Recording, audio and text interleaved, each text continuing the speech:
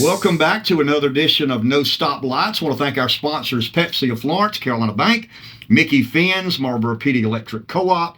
Has some new sponsors as of today: Francis Marion University, McLeod Health, McCall Farms, Victor's, and PLC Commercial Real Estate. Real quick, before we get to our guest, I want to explain we're in a different location, doing a little bit different sort of podcast.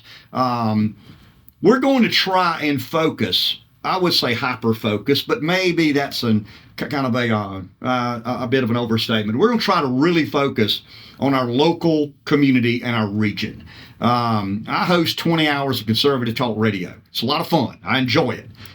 We do well in the marketplace. But I don't know that we're genuinely serving the community. We're in a genre of entertainment, and it's very entertaining. I mean, I'll level with you. It's a lot of fun for me to kind of back and forth and stir up some of the emotions of politics.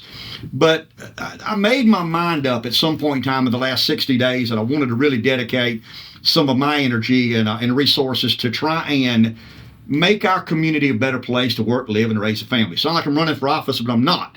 But I genuinely believe that we can take this podcast, we can shine a bright light on things that need to be talked about, concerns that need to be addressed, and celebrate and highlight some of the important attributes and assets of our community. The first ever podcast of I guess the first time we've ever done the podcast in this particular studio, I went and sat down with Jemana Swindler at McLeod Health. And I said, Jemana, I need you to help with this podcast. It's not going to be an extension of conservative radio. I know that makes businesses nervous, and I understand that. I respect that. But I'm going to try and create something out of nothing that I think the community can be proud of, and I need you guys to be supportive. They were. They signed up to be a part of this, and with us today is our first ever guest on the newest iteration of No Stoplights. I knew I'd say that sooner or later. Is Donna Isgett, President and CEO of McLeod Health. How are you? I'm doing well, Ken, and it's an honor to be the first guest. Well, it's an honor now. We'll see how you feel in about 30 minutes or so. So you are the first female CEO of a hospital system in the history of South Carolina.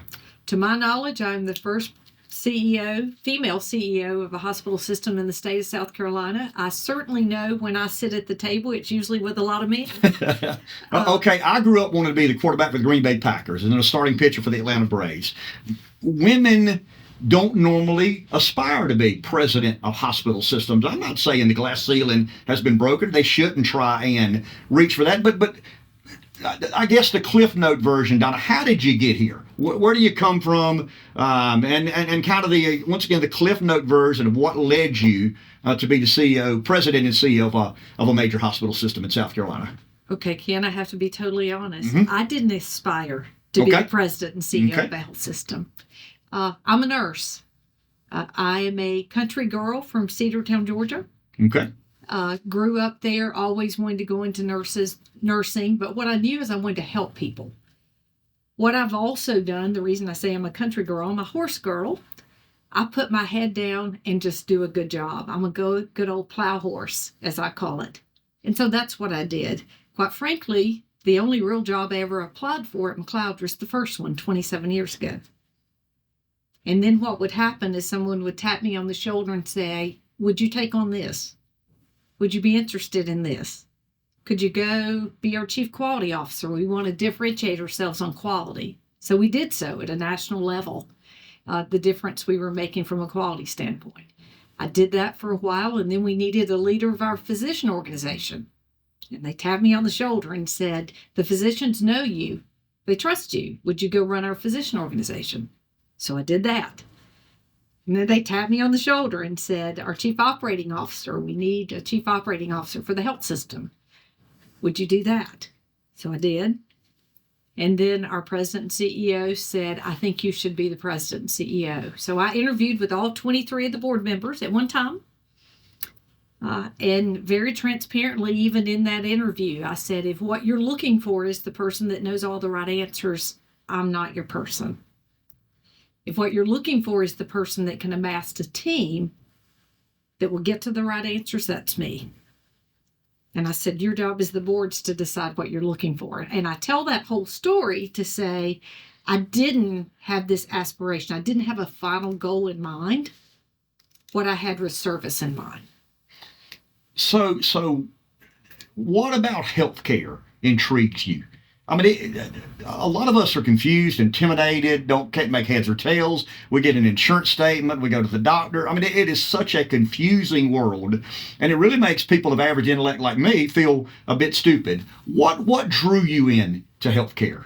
So I had a first cousin that was a nurse, and I took care of her children when she was going back to get her baccalaureate degree in nursing.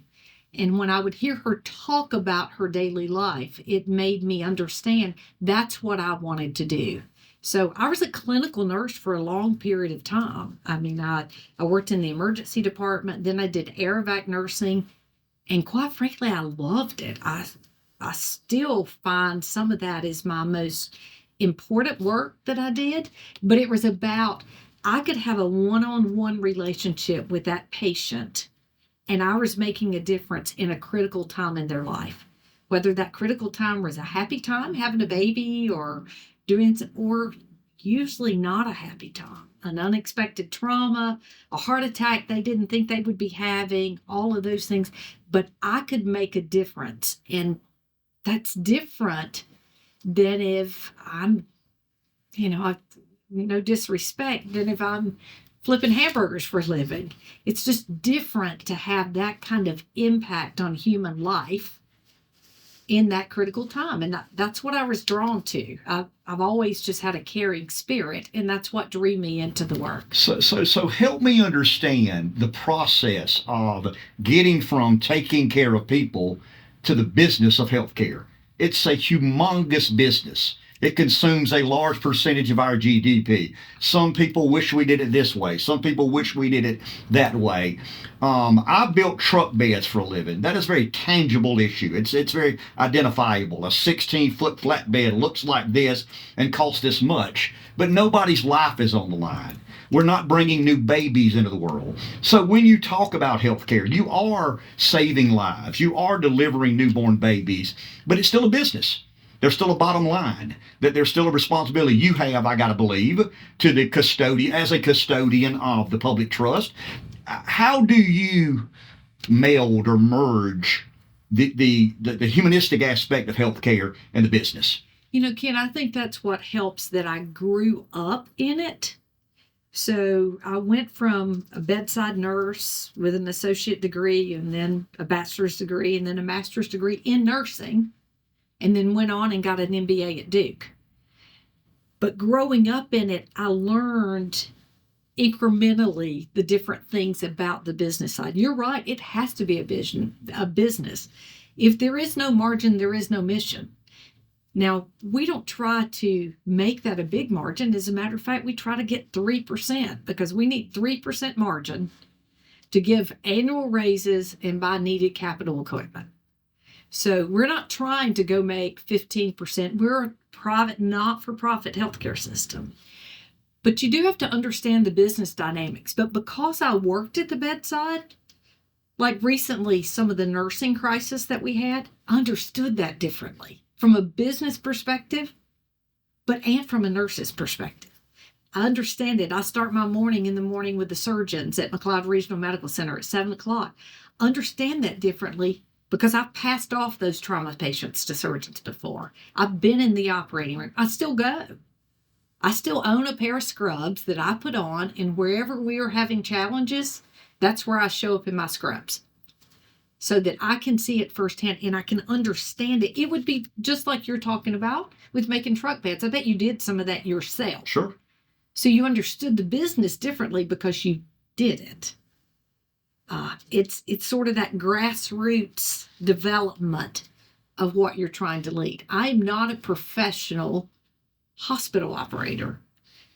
I'm a professional caregiver that then grew up in the hospital system to help operate it. Does that make sense? Sure does. Okay, let's get into the weeds there for a second. And some will understand this and some will not. And I know enough to be dangerous, having spent some time in politics. We don't have a private sector health healthcare model in America. We don't have a government-run healthcare model in America. We're kind of caught between the two.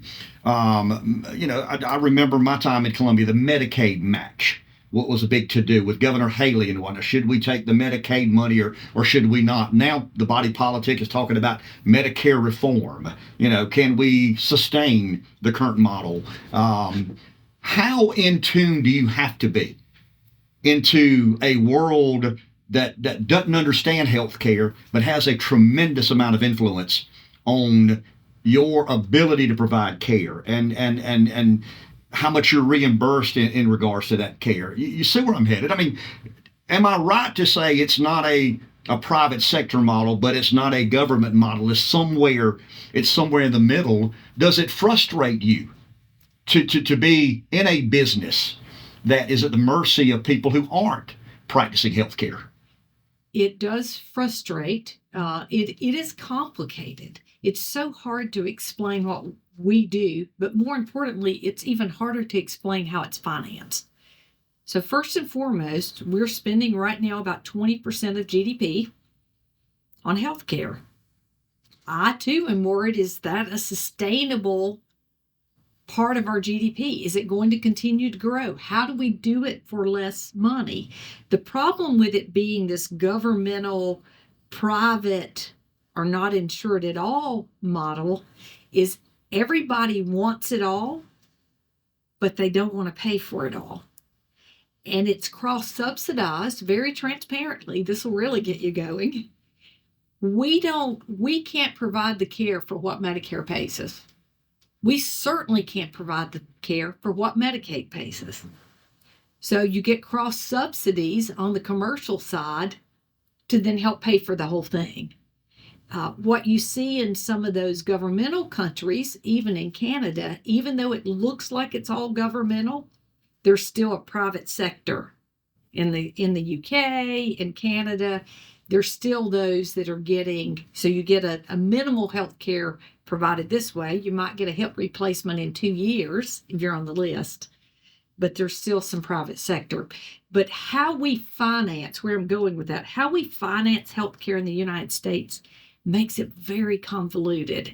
And it makes for a healthcare system a real struggle because we don't control much of our revenue. The only lever we can pull on revenue is on the commercial side. The government does not negotiate with us about what they're going to pay us. They just tell us. It's kind of like our tax rate. They don't negotiate about what your tax rate is. They just tell you. Same thing for a healthcare system. So it's a much more complicated business to run and operate than those that can just go up on their prices. We've just gone up on what we had to pay for our employees because of inflation.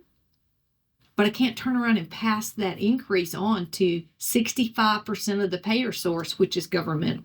65% of our patients are government. When the government begins to make determinations, the government is not one person, it's a bunch of people making a bunch of decisions.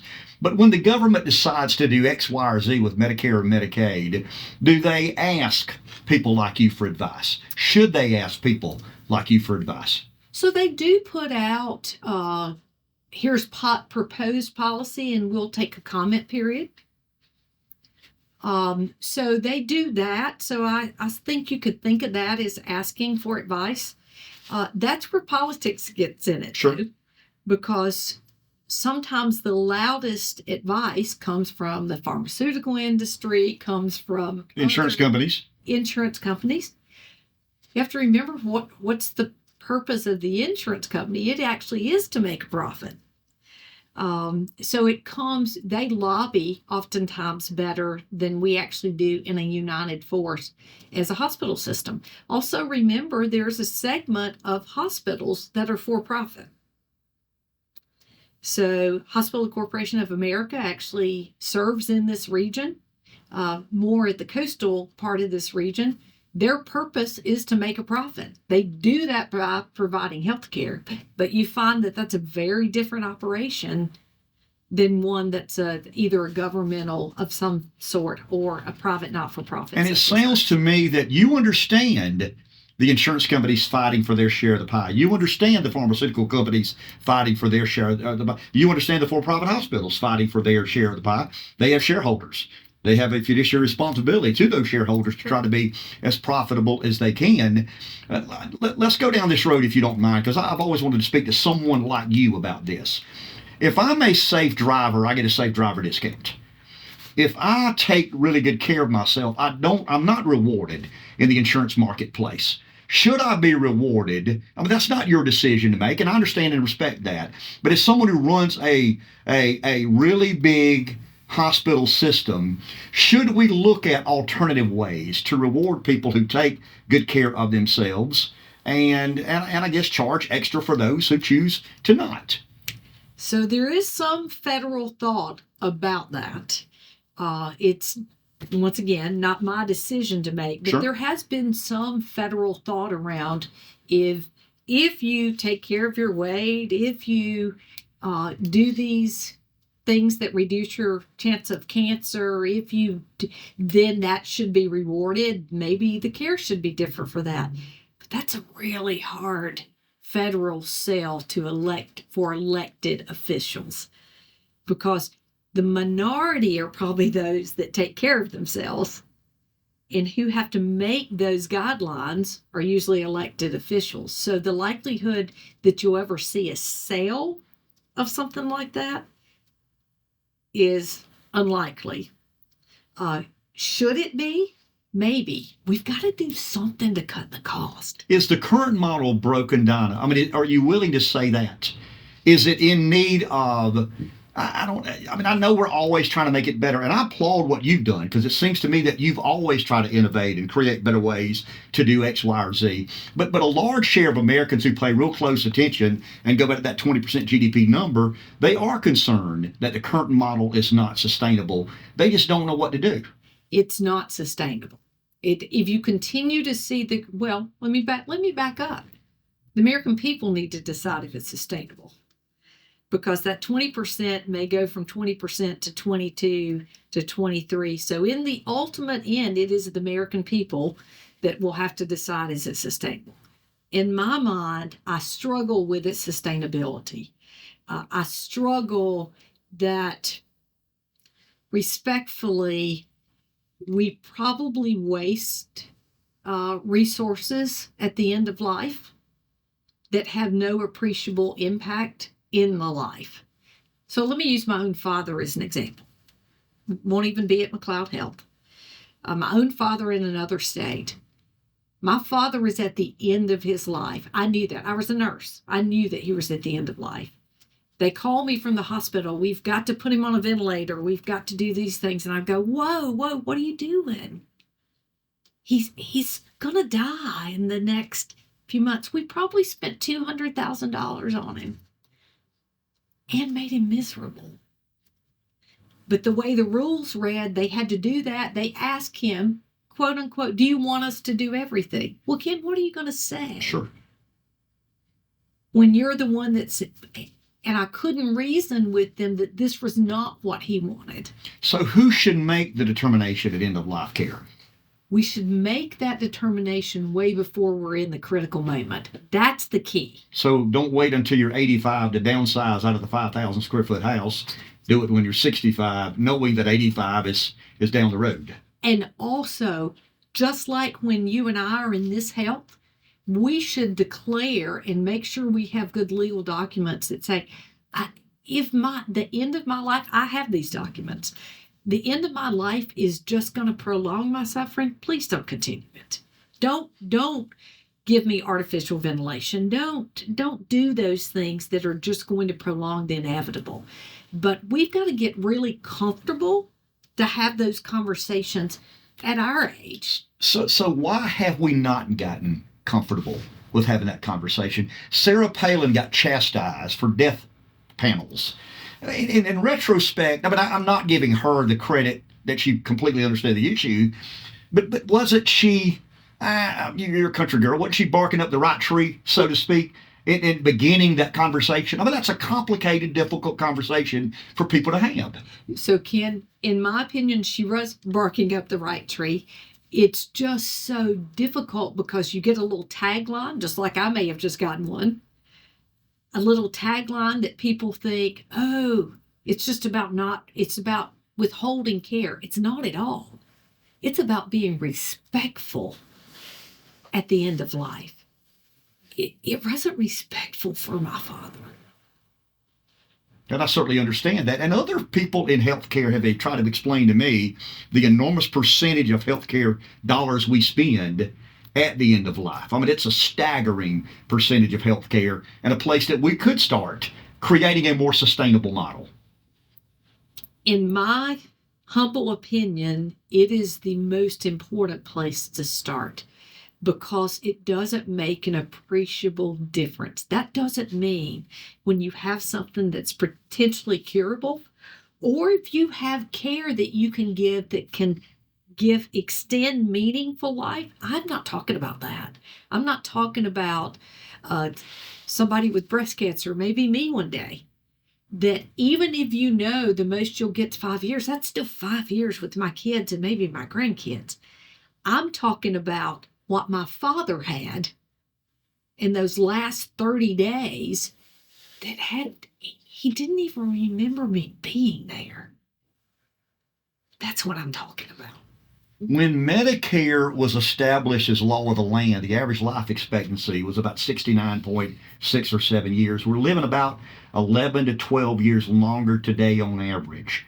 Do you care to give an opinion about the eligibility age and what we should do in regards to Medicare?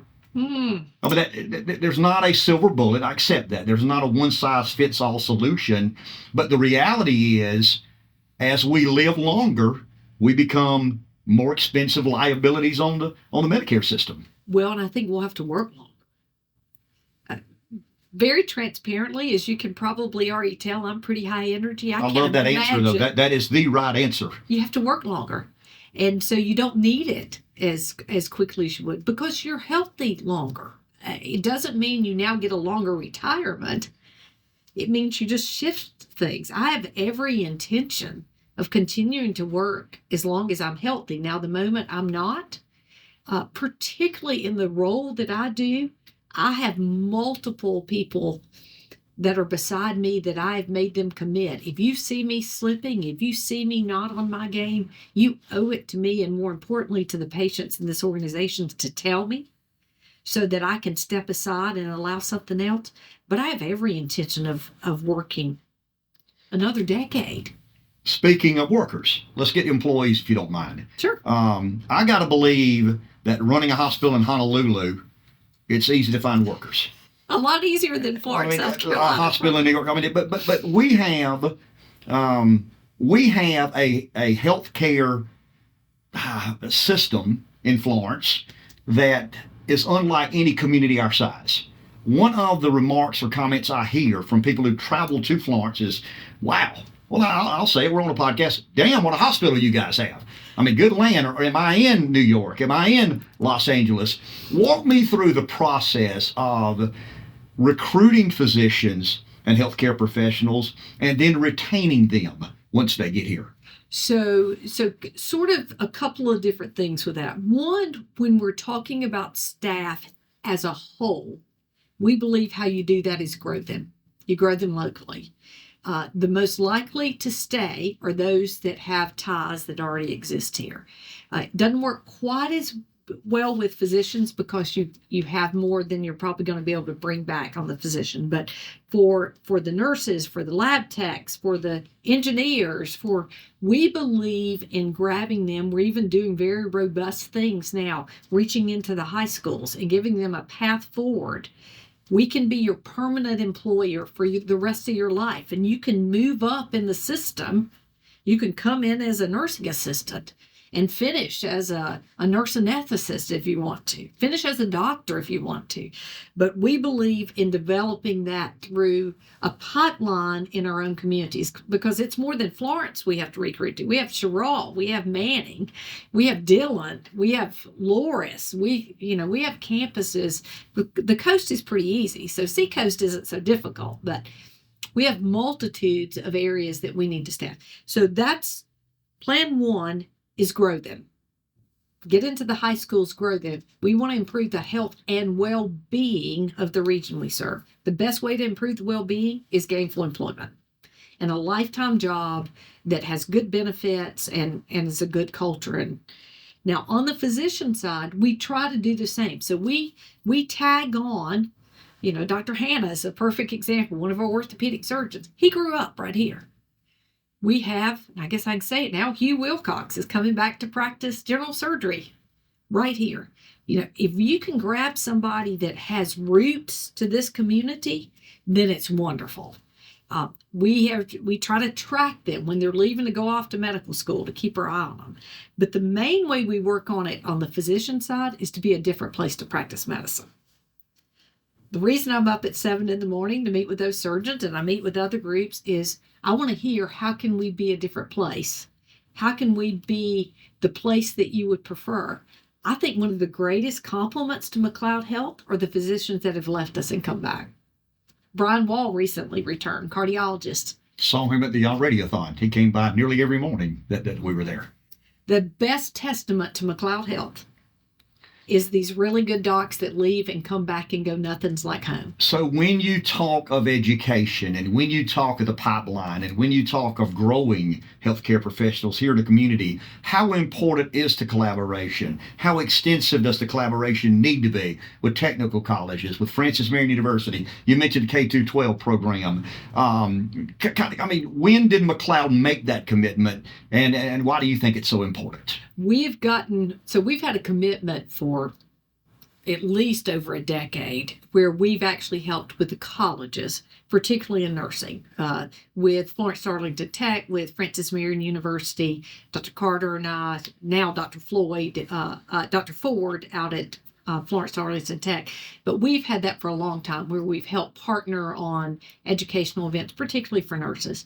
We've had to get much more aggressive with that coming out of the pandemic. Ken, I'm not sure the general public understands what the pandemic meant to the healthcare providers. Explain, please. They watched their friends die. It's one thing to watch maybe their neighbors die. It's another to watch your friends die, and we couldn't stop it. Because early on in that pandemic, we weren't even certain how it spread. And so you had to come to work, many of them that wouldn't even go home to their families because they were afraid to expose their children because they slept in garages, they slept in campers. That's a lot of stress. It's different than if you're just out on the street. It's a whole different thing that you're having to care for a COVID patient. Did people leave healthcare and will never come back? Absolutely. And you understand that? All across the nation, absolutely. All across the nation. And so the reason it's different today, we have to regrow all of that left. The state of South Carolina, in addition to all of that stress the whole nation has gone through, the state of South Carolina is expected to be either number 2 or number 4, depends on which study you read, on the most nursing vacancies in the United States by 2030. That's because we've become a U-Haul state. That's a great thing. It's all the growth that's coming into the state. One says we'll be number 2, second only to Alaska. One says we'll be number 4, and there are a few others ahead of us, and 3 others ahead of us in the list. Either way, if we're going to meet the healthcare needs of this state, we're going to have to grow them. And so the intensity of working with the high schools, the intensity of working, Dr. Carter, Dr. Ford, also at the beach. It's not just here locally for us. We're on speed dial with each other and figuring out how do we partner, how do we make healthcare careers a place to choose. But once again, don't forget, we also need the IT people and the plumbers and the... Is the employee deficit a crisis in your mind? I wouldn't say it's a crisis for McLeod Health now. We've done some pretty remarkable things since the first of the year. Quite frankly, sir, we've hired 715 new nurses. How dependent, I'm interrupted, but how dependent on contract labor were you, and how has that evolved as we've gotten further away from the pandemic? So one of the decisions we were, I think at the height we had 260 contract laborers, somewhere around in there. Because you had to. Because we chose to. Okay. And let me tell you what I mean by that. The way some healthcare systems handle that is they stopped and reduced services. So they closed floors, they closed beds, they closed units. We'd served this community for 117 years. And what am I going to do? What are you going to do? Ride around the block trying to find a place to go? So we felt like we owed it to the community. We did owe it to the community to continue to serve the way we had for 117 years. So even though at the time we were losing money, I put no governor on the amount of contract labor we would hire because our duty was to serve. And so we would have to spend what we had to spend to make sure we had enough care providers to serve. So we made a conscious decision. That's not a decision everybody made. So we did it because we felt like we needed to serve. But we have seen greater than, actually, we've reduced contract labor in half since the beginning of this year, not just since the peak. In doing it by recruitment, really assertive recruitment, making it different, make ourselves a different place to practice medicine, like I talked about, but a different place to be an employee. Really tried to celebrate them. We're trying to give them support. Many of these people trained in the pandemic, so they didn't get as much hands-on. So we're doing internships and residencies, even for nurses, so that they have a hand to hold while they're coming on. Just trying to be a different place. You mentioned Seacoast. I've seen the campus here, but the reality is the PD region is largely rural. I mean, there's no question about it. Maybe this podcast, there's no stoplights. I'd attribute to my hometown, Pamplico, with no stoplight. How significant are the challenges to healthcare in rural America? They are real and they are significant. As we cut funding, and I want people to understand this. I mean, it's easy for a conservative Republican such as yours truly to say cut spending, cut funding, do this, do that. But you begin to put rural America in jeopardy in relation to health care. Explain that, if you don't mind, from your perspective. Well, okay, let's go back to my clinical training. I'm an old ER nurse, an old trauma nurse, flight nurse, did air vac. There is a window of time to save someone's life when they're in an emergency. If you start cutting the care and that's simply not available, they simply won't live. That heart attack that happens in Sherall, if there were not a hospital over there, would not survive to get to the closest. If it's a truly widowmaker, as we call them from a clinical side, if it's a true widowmaker, they probably won't make it. They won't be able to start the care that's needed. If that trauma that is a trauma that's bleeding out or something like that, there's a golden hour. There's a golden hour in cardiac care. There's a golden hour in trauma care. And if you don't have access to those things, you simply won't make it. But what else you'll see is the whole town will die. Figuratively, maybe not literally in their death. Because if you don't have a place to get health care, people don't want to live there. And so they'll start leaving those no stoplight towns. I kind of grew up in one of those too, Cedartown, Georgia. We had a couple of stoplights, but not many. But you'll start leaving there. The town will wilt and die. And that'll be such a sad loss for us. But very concretely, people could die without access, at least to that emergent critical care. How have we changed our certificate of needs process? There was a day in my political life that some of the most powerful people in South Carolina government were on the DHEC board. Good. And it went to CON, Certificate of Needs. Is it different today? Should it be even more different than it is now from your perspective? So it is different today, but not in the way that hospitals would have wanted it to be. Remember when we started this conversation, I talked about how the funding was perverse? And the only thing we really could control a little bit was the commercial funding, but we're really at the mercy. Governmentals pay us what they pay us. Remember, I also said we're trying to eat by a 3% margin. The other thing that's perverse about how we're paid is it's not paid based on cost at all. So a medical patient, that stroke patient, we lose money on all of those, probably the commercial ones too. We make the money on some procedures. So how you're even reimbursed within the specialties is very different. So now we've taken away the certificate of need necessity for everything but a hospital. And in 2027, it goes away for a hospital. So what do you think the for-profits are going to do? They're going to poach everything that you're making a little margin on and take it out. That's exactly what's happened in other states. They take out the things that make a profit and they leave those stroke patients. They don't care about the stroke patients. So what the congestive heart failure patients, the stroke patients, those medical, the renal failure patients, the medical patients that still need care. So then that's when you start to see the demise of your small rural hospitals, because right now what supports them are McLeod Regional Medical Center and Seacoast. That's the way we can keep those open. But if you pull out what little profitability we have in those institutions, it's a business issue. And you just won't be able to offer it all. What worries me for America is it'll be that quiet access reduction that the general public doesn't think about. And what I mean by that is we're getting more and more advanced in the things we can do. We won't be able to afford to do them, even though we can.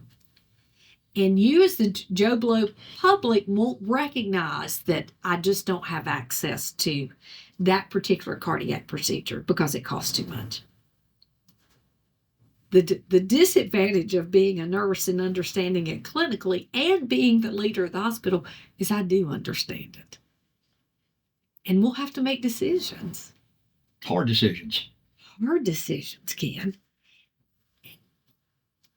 That's why I hate we gave over the healthcare system that will then start to be raked of the things that could at least do a margin to support the things that do. That would be a concern, no question. If I were sitting in your shoes, that would be one of the biggest concern I have. How concerned are you with ER overuse? Certainly you see that. Unfortunately, what you see much of that overuse is because they don't have access any other way. So you and I don't overuse the ER. You know why? We have primary care docs. We have access. We have access any way we want it. We can go to the urgent care. We can pay the copay. We can call up the primary care doc. They'll see us. It's the people that don't have any other access that really are the ones that drive that overuse because they don't know how else to get care. Is it a financial burden for the health system? Sure, absolutely, because you're giving the highest cost care to patients that don't need that level of care. But don't know anything else to do other than go to the ER. They don't have anything else they can do. Now, it's where I will praise Hope Health. Hope Health does a great job as a federally qualified health center in this region to take care of those patients. That is, they are compensated differently from the federal government to give that primary care based on the patient's ability to pay. And the partnership that we have with them in our ability to try to help those patients have a different access. But many people don't know about that, or they're afraid to approach it that way. They'll just hit the easy button with the ER. Donna, but they're great partners. Donna, last question, and I got to pin you down on this one. This is, I say, the hardest one for last.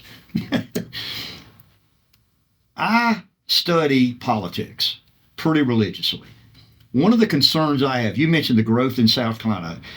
Depending on what data point you trust or believe in, we're one of the 5 fastest growing states in America. A large share of that growth is along the coast. I went to a sports bar Saturday and nobody had the Georgia-Florida football game on. It was Michigan State and somebody, or Notre Dame and somebody. It ticks me off. But anyway, that's a story for another day.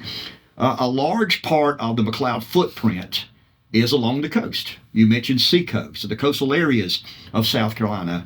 I guess I'm asking for a promise that the hospital here in Florence will not be adversely affected, because I get it. I mean, assets are limited, resources are limited, mixer pay, I've read some of that. I mean, I understand I think Horry County is plus 48 a day and has been for the last 6 or 8 or 10 years. So I'm no fool. I'm no moron. I mean, I tell Jay Jordan, Philip Loeb, Mike Rickenboss, some of the other political friends of mine, there could be a day in South Carolina that 35% of the state Senate is from 5 counties. One of those counties is Horry County.